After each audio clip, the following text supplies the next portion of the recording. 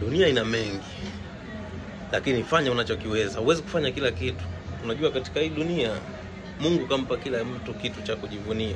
Mungu kampa kila mtu kitu ambacho kitamtoa katika maisha. Na ndio maana Mungu akikupa kilema anakupa na mwendo. Sasa watu wengi wamekuwa wakitaka mafanikio lakini wanakufa kwa sababu au wanazeeka bila kuyapata hayo mafanikio kwa sababu hawajajua nini cha kufanya. Lazima ujue nini cha kufanya na ndipo uweze kufanya. Mafanikio ni kama ndoa. Leo hii watu wengi waliodumu katika ndoa sio kwamba ni wakamilifu, hapana. Leo hii wakikusimulia wewe unayerukaruka utashangaa kwa sababu leo utaoa au utaolewa na Mnyakyusa, utasema huyu hapana ni msumbufu. Utaenda utatafuta Mchaga, utamtolea kasoro. Utaenda labda utaoa au utaolewa na Muhehe, utaenda sijui kwa hawa labda Wazalamu ama utaenda kwa Wamakonde, lakini wote utatolea kasoro. Utajikuta wewe hata uende kwa Mwarabu, sijui utaenda kwa Muhindi, sijui kwa Mzungu, utamaliza dunia lakini mwisho wa siku hutapata aliye kamili. Na mafanikio yako hivyo. Watu wengi hawajajua kwamba kila mmoja Mungu kamwandikia njia yake. Njia haziwezi kuwa sawa. Wote hatuwezi kuwa wachungaji. Wote hatuwezi kuwa labda wafanyabiashara. Wote hatuwezi kuwa wakulima. Wote hatuwezi kuwa wafugaji. Mungu kakupa kitu ambacho wewe kitakutoa. Haya, leo hii kwa mfano Mungu kakujalia mwenzangu na mimi labda ni daktari au ni mwalimu.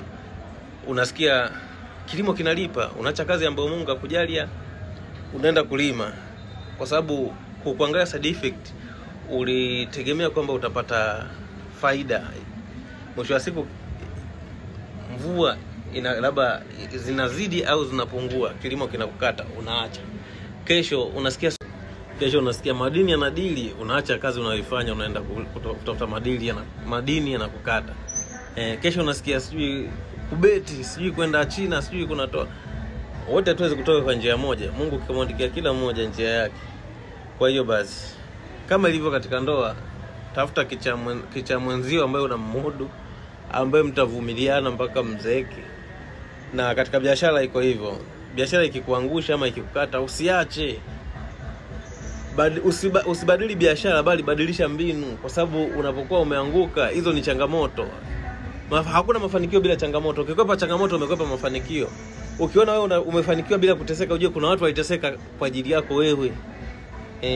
Kwa hiyo changamoto ndo mafanikio yenyewe. Ziface changamoto, usizikimbie.